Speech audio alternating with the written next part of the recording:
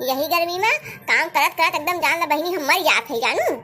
अरे जीजी काली हम कहन है कि गैसिया खत्म हो गया, गैसिया भराए द खड़वा बनाई तो कहा ती रही है तहर बाप देंगे है पैसा वा 1200 रुपया कहाँ मिले गैस भरावे खातिर।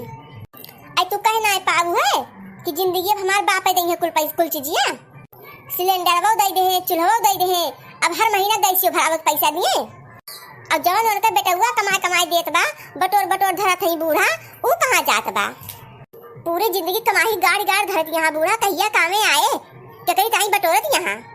अरे जीजी अपने सोन ताई थोड़ो नहीं करे रुपया।